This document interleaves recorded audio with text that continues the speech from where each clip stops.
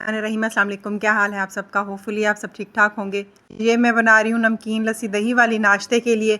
और मेरे हस्बैंड के भाई और भाभी जा रहे थे उम्रे पे, और नाश्ता उन्होंने हमारी तरफ से करके फिर एयरपोर्ट की तरफ जाना था, और ये इन्होंने एक दिन पहले हमें बता दिया था। तो इस वजह से फिर लस्सी मैं बना रही थी। हस्बैंड गए हुए थे नाश्ता लेने, और ये सुबह 6 बजे का टाइम है, और 8 बजे उन्होंने हमारे घर से जाना था एयरपोर्ट की तरफ। सुबह की उनकी फ़्लाइट थी। मेरा तो खैर इरादा था कि मैं घर पे ही नाश्ता बनाती हूँ और अंडे की भुजिया साथ बना लेती हूँ और पराठे वगैरह, लेकिन फिर हस्बैंड कह रहे थे कि नहीं, नान चने लेके आते हैं, क्योंकि बच्चों को उनके भी ज़्यादा पसंद है और मेरे बच्चों को भी ये ज़्यादा पसंद है।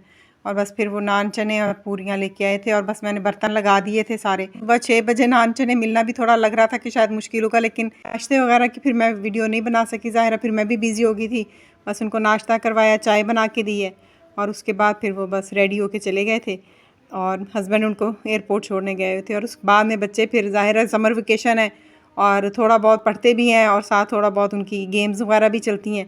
और मेरा ज़्यादातर यही होता है कि स्क्रीन टाइम कम हो, और वो फिज़िकली गेम खेल लें तो वो ज़्यादा अच्छा है, और कैरम बोर्ड खेलें, लूडो खेलें। मोबाइल और टीवी पे मेरी इतनी भी कोशिश यही होती है कि मैं इनको ज़्यादा देर ना दूँ, और बस थोड़ी देर के लिए टाइम उनको फ़िक्स किया हुआ है 1 आवर के लिए ना, कि वो कार्टून्स वगैरह जो उन्होंने देखने वो देख लें, और साथ फिर इस तरह की एक्टिविटी ये लाजमी मैं रखती होती हूँ समर वेकेशन में। अच्छा, आजकल काफ़ी ज़्यादा वो गर्मी भी इतनी हो रही थी ना कि समझ भी नहीं आ रही थी कि खाने में क्या बनाया जाए ना, तो फिर मैंने दोपहर को फिर ये ना दही की टिक्कियाँ बना ली थी। गर्मियों में ये ना अच्छी भी बहुत लगती हैं दही की टिक्कियाँ, और जब कुछ समझ ना आ रहा हो फिर ये बना लें, और साथ पराठे हों वो कर लें, या रोटी है और लस्सी हो, तो फिर ये बड़ी अच्छी लगती हैं। और बस ये मैंने बेसन के अंदर प्याज मोटा मोटा काट के डाला था, हरी मिर्चें पीस के डाली थी, और ज़ीरा थोड़ा सा, और सूखा धनिया वो 1 चम्मच डाला था, और बस धनिया जो है ना हरा, वो बीच में काफ़ी सारा डाला था, उसका बड़ा अच्छा टेस्ट आता है। अच्छा, सब्जियां इसमें सिर्फ हरा धनिया और प्याज डालना है मोटा मोटा काट के, और हरी मिर्चें भी पिसी हुई डाल देना, और लाल मिर्चें फिर कम डालनी पड़ती हैं, और ये कि हरी मिर्चों का टेस्ट बड़ा अच्छा बनता है। और बस तवे पे थोड़ा सा ऑयल डाल के ना, तो जैसे टिक्कियाँ बनाते हैं उस तरह इसको अच्छी तरह पका लेना है, और बड़े मज़े की ये बनती हैं। और ये मैंने अपने ना इन लाज में आके ये रेसिपी सीखी थी, और ये मेरे हस्बैंड को बड़ी पसंद है। और फिर जब मुझे कुछ ना समझ में आ रहा हो ना, तो फिर मैं ये बना लेती होती हूँ, और ये तो 2 दिन भी अगर उन्होंने मिल जाए ना, तो उन्होंने खुश होकर ये खा लेना होता है। और बस ये सारी मैंने अच्छी तरह पका लेनी है कि बेसन कच्चा ना हो। प्याज इसमें ना थोड़ा सा मोटा काट के डालना है, ताकि प्याज का क्रंच जो है ना वो बीच में रहे। और बस ये, और हरी मिर्चें जो हैं वो कूंडी में पीस के डालें ना, तो वो बड़ा अच्छा टेस्ट देती हैं। और ज़ीरा और सूखा धनिया ये बड़े अच्छा टेस्ट देते हैं ना। तो बस इसी तरह मैंने तवे पे ये सारी पका ली थी। अच्छा, ये 5-7 मिनट ही लगते हैं, इसको ज़्यादा टाइम नहीं लगता है। और बस ये कि डीप फ्राई ना करें, और लो ऑयल पे और लो फ्लेम पे ना बस इसको पका लें अच्छी तरह। इस तरह जब गोल्डन सा कलर आ जाता है ना, तो फिर ये बस रेडी है। इसको पकाने के बाद ना ठंडा करना है, और गरम गरम दही में नहीं डालना, क्योंकि फिर वो दही इस तरह ख़राब होने का डर होता है। और बस इस तरह इसके छोटे छोटे ना टुकड़े कर लेने हैं, और उसके बाद दही में मैंने नमक डाला है, और पिसी हुई हरी मिर्च जो है ना वो 1 टेबलस्पून भर के इसमें डाला है। सिर्फ नमक और पिसी हुई हरी मिर्च डालनी है इसमें, और धनिया थोड़ा सा बीच में ना दही में डाल दें, उसका बड़ा अच्छा एक रिफ़्रेशिंग सा टेस्ट आता है। और ये जितनी टिक्कियाँ बनाई हुई थी ना, इनको तोड़ के और ये ठंडा करके बीच में दही में डाल देना। अच्छा, 5-7 मिनट के लिए ना इसको इसी तरह बीच में डिप रहने दें, और उसके बाद इसको खाएं। और फिर ये दही जो है ना वो सारा टिक्कियों के अंदर एब्जॉर्ब हो जाता है, फिर बड़ी ज़बरदस्त ये दही टिक्कियाँ बनती हैं। अच्छा, ये नाश्ते में स्पेशली अगर पराठे के साथ बनाना हो ना, तब बड़ा अच्छा लगेगा, लेकिन मैंने ये दोपहर के टाइम बनाई थी, और अच्छी खासी हमारे गर्मी थी, और एकदम से बादल आए हैं, और पहले तो सारा ज़मीन में से ना अच्छी खासी हीट निकली है, और उसके बाद फिर मौसम ठंडा हो गया, और बड़ा अच्छा मौसम हो गया।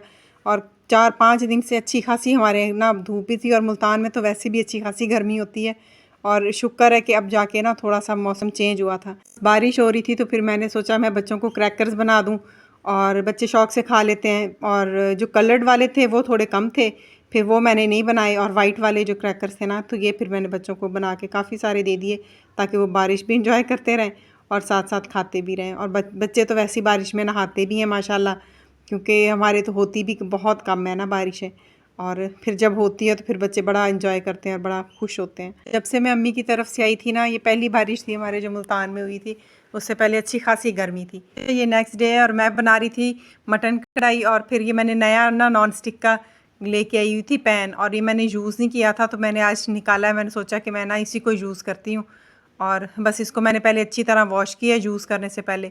और वॉश करने के बाद फिर मेरा था कि मैं ना मटन कढ़ाई आज इसी में बनाती हूँ। वैसे भी मुझे ना इस तरह के बर्तन बड़े पसंद हैं जो ना थोड़े से खुले होते हैं, और ना उनमें खाना बड़ा अच्छा नज़र भी आता है, सर्विंग भी अच्छी हो जाती है। और मैं तो अक्सर ही फिर डाइनिंग टेबल पे एज़ इट इज़ ये कढ़ाई रख लेती होती हूँ।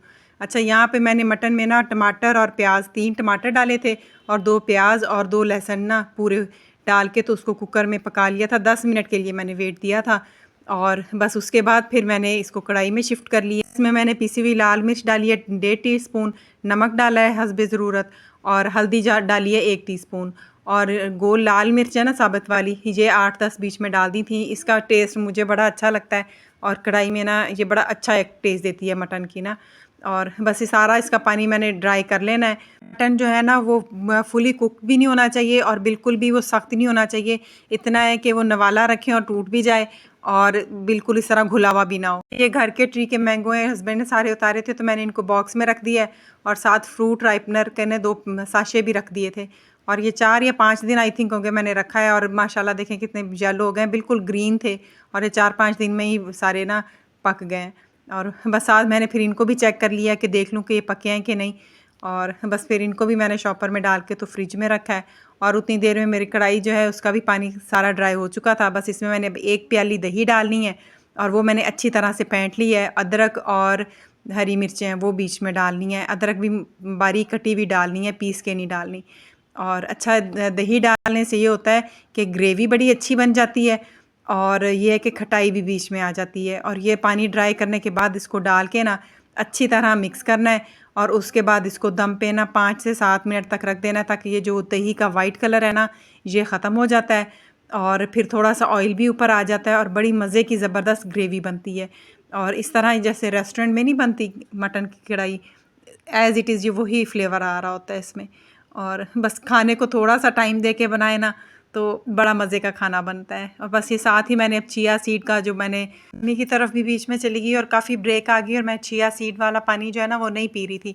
अच्छा, ये नेक्स्ट डे मॉर्निंग था, और अब मैंने ये फिर स्टार्ट कर दिया है कि चिया सीड ना पहले मॉर्निंग में मैं ये लेती हूँ, और उसके बाद फिर मैं नाश्ता करती हूँ। और बस यही था मेरा आज का व्लॉग। उम्मीद है आपको पसंद आया होगा।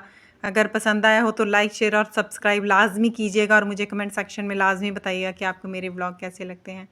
अल्लाह हाफिज़।